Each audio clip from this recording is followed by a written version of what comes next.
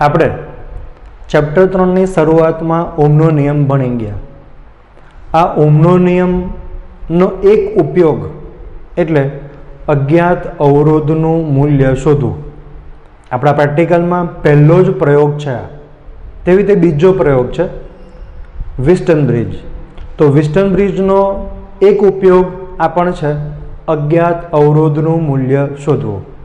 પણ આ અજ્ઞાત અવરોધ કેવી રીતે શોધવાનો તે સમજવા માટે આપણે વિસ્ટન બ્રિજનો સિદ્ધાંત પહેલાં સમજીએ. ઓકે,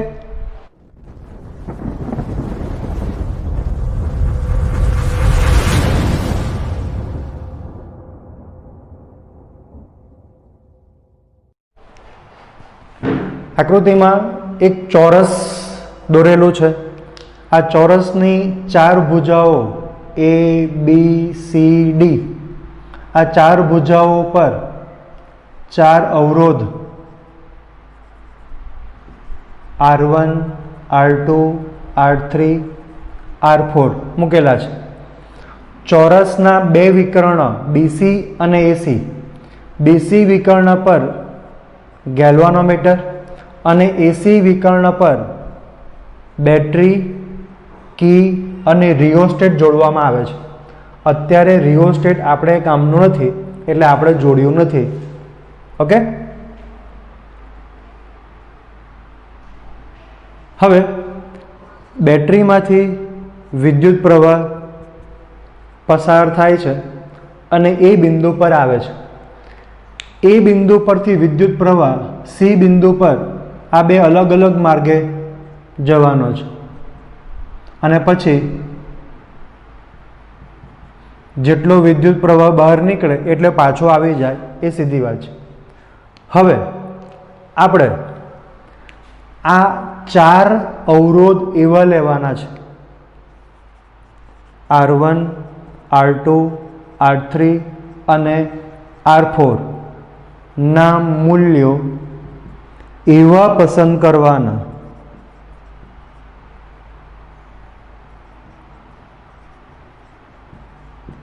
કે જેથી DD ભુજા પર વહેતો વિદ્યુત પ્રવાહ શૂન્ય થાય. BD ભુજા પર વહેતો વિદ્યુત પ્રવાહ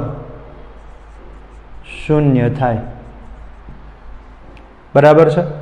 હવે આપણે આ 4 મૂલ્યો એવા લીધા છે કે BD પ્રવાહ પર વહેતો વિદ્યુત પ્રવાહ શૂન્ય થાય છે. તો એક પ્રશ્ન એ થાય કે વિદ્યુત પ્રવાહ BD ભુજા પર શા માટે ન વહે?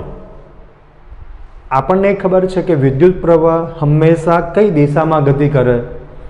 ધનથી ઋણ તરફ જાય, વધારે સ્થિતિમાનથી ઓછા સ્થિતિમાન તરફ જાય. ડેટ મીન્સ વિદ્યુત પ્રવાહને જવા માટે સ્થિતિમાનનો તફાવત હોવો જરૂરી છે. તો આને ઊંધું સમજીએ તો વિદ્યુત પ્રવાહ ક્યારે ના વહી શકે?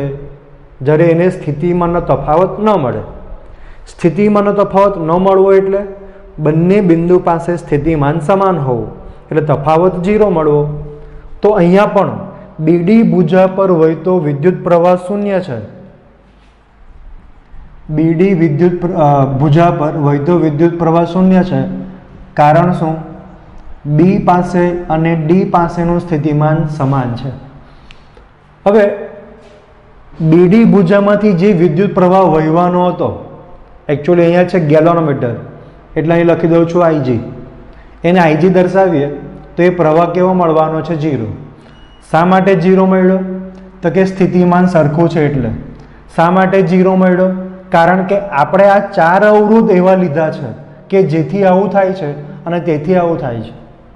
ઓકે, તો પછી આ જે વિદ્યુત પ્રવાહ છે તે અહીંથી I1 ગયો, અહીંથી I2 ગયો. આ I1 B બિંદુથી M ના જાય તો સીધો અહીંથી આ બાજુ આવશે અને I2 વિદ્યુત પ્રવાહ અહીંથી M નહીં જાય એટલે સીધો અહીંથી C બિંદુ પર આવશે. I1 અને I2 ભેગા થશે એટલે I બનશે. ઓકે, તો અહીંયા આપણી પાસે 2 લૂપ મળે છે. આ પહેલી લૂપ અને આ બીજી લૂપ. તો આકૃતિમાં प्रथम loop A B D A में किरचॉफनो बीजो नियम लागू पाड़ीए तो दिशा में जईए तो -I1R1 अहीं तो कशुं छे ज नहीं एटले स्थितिमाननो तफावत 0 एटले अहींथी सीधा आपणे एम ज आवता रह्या। डी थी ए तरफ जईए तो विरुद्ध में जईए छे तो +I2R4 = 0 आ सामे जाए तो प्लस थाय। तेवी रीते बीजी loop B C D B में किरचॉफनो बीजो नियम लागू पाड़ता बी थी सी तरफ जाइए तो दिशा में गया -I1R2, सी थी डी तरफ गया विरुद्ध में गया एटले +I2R3, डी थी बी तरफ स्थिति में तफावत 0 है एटले फ्री ऑफ चार्ज कोईपण किंमत वगर कोईपण ऊर्जा खर्चा वगर बी पर पहुंची गया = 0 आ सामे जाए तो प्लस थाय। आवुं लखाय समीकरण 1 અને 2 नो गुणोत्तर लेता I1R1 = I2R4 भाग्या I1R2 I2R3। तो समीकरण में I1 I2 जाए तो अपनी पास समीकरण आवुं मळशे R1 R2 R4 R3 R1 R2 R4 R3 आ बेनो गुणोत्तर सरखो मळे छे। आवुं पण लखी शकाय R4 सामे लई गया R2 सामे लई जाओ बराबर है। तो आવું कहेवाय आ बेनो गुणोत्तर = आ बेनो गुणोत्तर सरखो मळे छे। कोईने आवुं पण लखवुं तो लखी शके छे आ बेनो गुणाकार अने आ बेनो गुणाकार सरखो मळे छे। आनो मतलब आपणे ज्यारे विस्टन ब्रिज आपेलो होय तो जो आ बेनो गुणोत्तर सरखो होय आ बेनो गुणोत्तर सरखो होय तो बी અને डी પાસે સ્થિતિમાન સરખું થાય તો BD ભુજામાંથી વહેતો પ્રવાહ 0 મળે। આ જે સ્થિતિ છે અને વિસ્ટન બ્રિજ સંતુલનમાં છે તેમ કહેવાય। બરાબર છે। એટલે જ્યારે આ બેનો ગુણોત્તર સરખો મળે તો બ્રિજ સંતુલનમાં છે, બ્રિજ સંતુલનમાં હોય तो बीडी भुजामांथी वहेतो प्रवाह 0 थाय। बीडी भुजामां प्रवाह वहेतो ज ना होय तो आ भुजा पर जे पण घटक होय तेने जोड़ी राखो के काढी नाखो कोई फरक पड़तो नथी। बराबर छे। फॉर एक्जाम्पल समझो के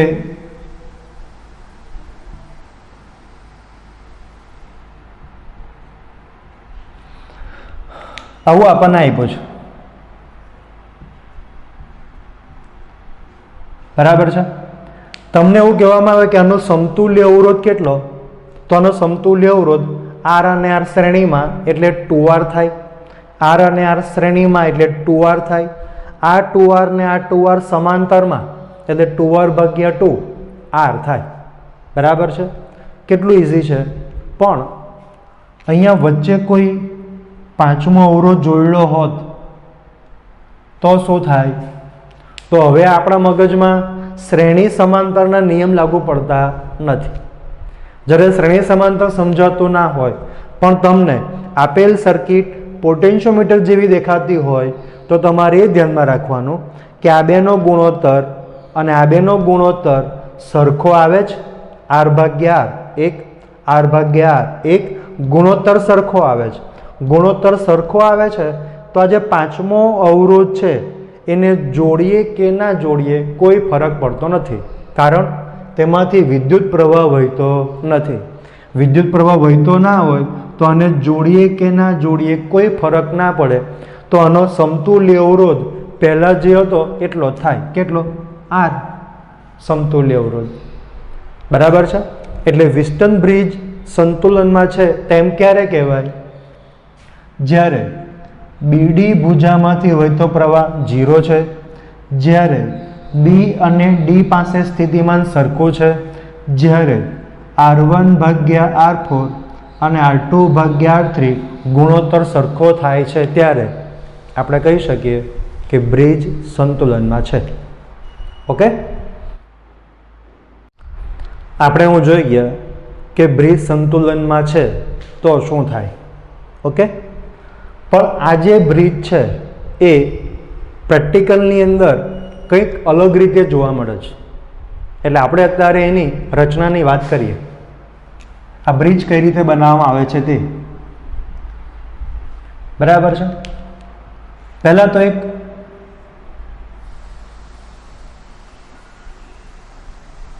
લાકડાનું પાટિયું હોય છે. આ પાટિયા ઉપર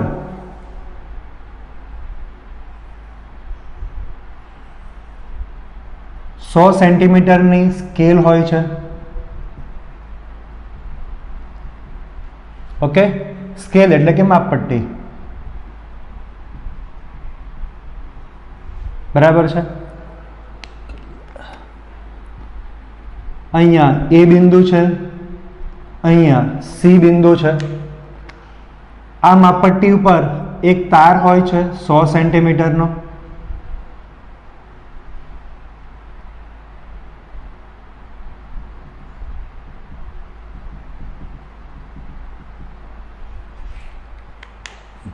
ત્યાર પછી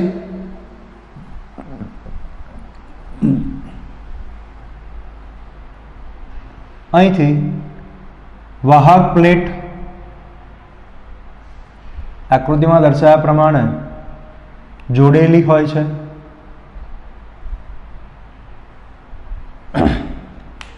E અને C સાથે આકૃતિમાં દર્શાવ્યા પ્રમાણે 3 વાહક પ્લેટ એવી રીતે જોડવામાં આવે છે કે જેથી બે ગેપ આપણને મળે.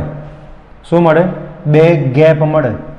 આ 2 ગેપમાંથી એક ગેપમાં અવરોધ અને બીજી ગેપમાં અવરોધ જોડેલો છે. આ જે બિંદુ છે એ બી બિંદુ છે.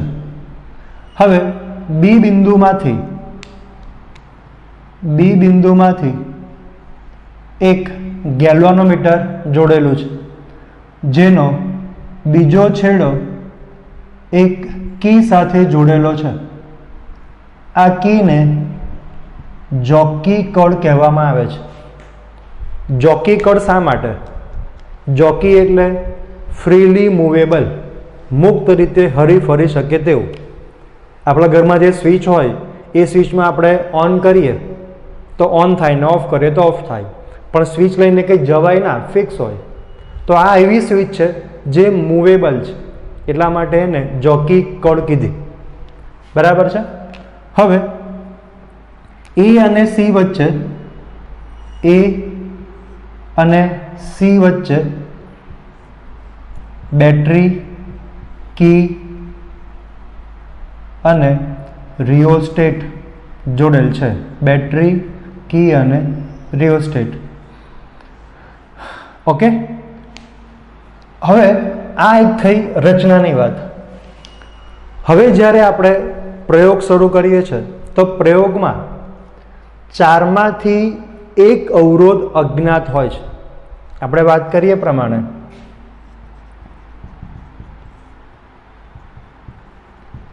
અજ્ઞાત અવરોધનું મૂલ્ય શોધવા માટે વિસ્ટન બ્રિજ ઉપયોગી છે. હવે અજ્ઞાત અવરોધ કેવી રીતે શોધીશું? તો 4માંથી એક અજ્ઞાત અવરોધ છે. સમજી લો કે R1 જે છે એ અજ્ઞાત અવરોધ છે, અનનોન રેઝિસ્ટન્સ છે. હવે 4માંથી 3 રેઝિસ્ટર આપણે પસંદ કરવાના છે. એક રેઝિસ્ટર તો આવ્યો, આપણે જે લેવો હોય તે એટલે કેવો લેવાનો? તો અહીંયા 100 સેન્ટીમીટરની લંબાઈનો તાર છે. આ જોકી કડને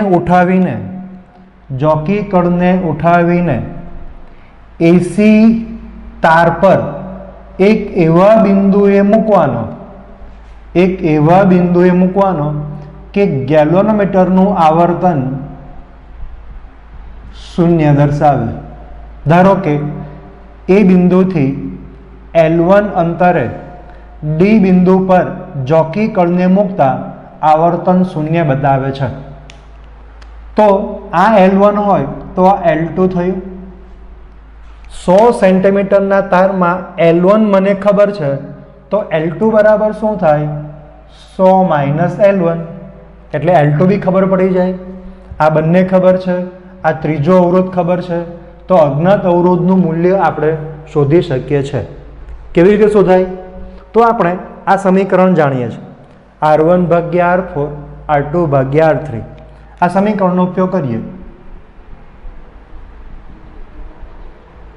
આપણે જાણીએ છીએ કે R1 ભાગ્યા R4 R2 ભાગ્યા R3, એટલે આ જે છે આપણો R2 થયો. આ પ્રમાણે જોઈએ તો આ R2 થયો. હવે R1 એ અજ્ઞાત છે, R4 ને સામે લઈ જાઓ અને ગુણ્યા R2. R2 આપણે પસંદ કરેલો અવરોધ છે. આપણે પસંદ કરવા માટે અહીંયા પ્રયોગની અંદર અવરોધ પેટી મૂકેલી હોય છે, એટલે આપણે ઈચ્છિત મૂલ્ય કાઢી શકીએ. બરાબર? એટલે R2 આપણને ખબર છે. R4 અને R3, અહીંયા એક તાર છે. તાર માટે અવરોધ R is equal to rho L by A. આ આખો તાર એક જ દ્રવ્યનો છે, એટલે કે રો અચળ છે. આ આખા તારનું ક્ષેત્રફળ લગભગ અચળ છે. બરાબર છે? તો R4 is equal to rho L by A, R3 is equal to rho L by A. એમાં R4 માટે લંબાઈ છે L1 અને R3 માટે લંબાઈ આવે છે L2. દ્રવ્ય એક જ છે, અવરોધકતા સેમ, આખો તાર એક સમાન છે, ક્ષેત્રફળ સરખું આવશે, ગુણ્યા R2. તો આ બધું ઉડી જાય તો બાકી શું રહેશે? L1 ભાગ્યા L2 R2.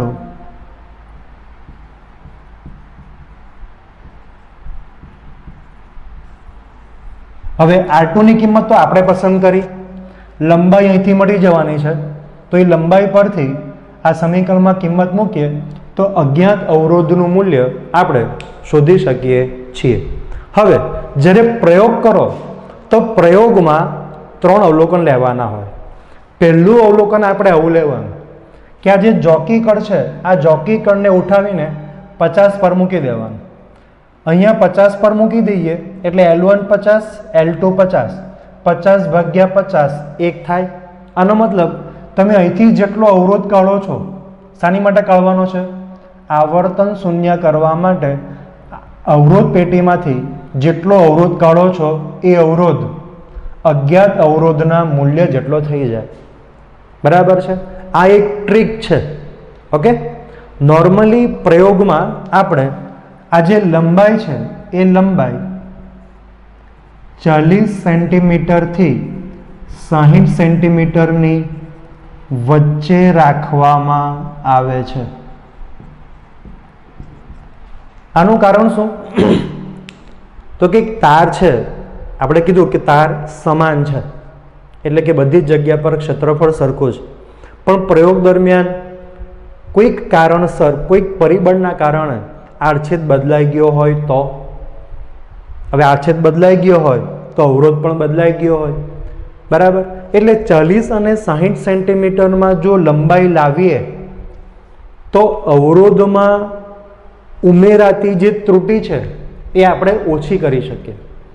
એટલે અવરોધનું મૂલ્ય ચોક્કસ માપવા માટે, ત્રુટિ ઓછી કરવા માટે લંબાઈ 40 થી 60ની વચ્ચે લેવામાં આવે છે. બરાબર છે? એટલે જ્યારે પણ તમે પ્રેક્ટિકલ કરો તો 3 અવલોકનમાં એક અવલોકન આપણું આવું રાખવાનું કે 50 ભાગ્યા 50 અને પછી R2 માંથી એટલો અવરોધ કાઢો કે આવર્તન શૂન્ય થાય, બરાબર છે. તો એની આસપાસના બાકીના બે અવલોકન આપણને મળી જાય, તો ઇઝીલી આપણે આ પ્રેક્ટિકલ પૂરો કરી શકીએ. ઓકે, તો આ થયો વિસ્ટન બ્રિજ. વિસ્ટન બ્રિજ પરથી આપણે અજ્ઞાત અવરોધનું મૂલ્ય તો શોધી શકીએ છીએ, બરાબર. દ્રવ્યની અવરોધકતા પણ શોધી શકાય છે. ઓકે, એ બધું આપણે પ્રેક્ટિકલમાં જોઈશું.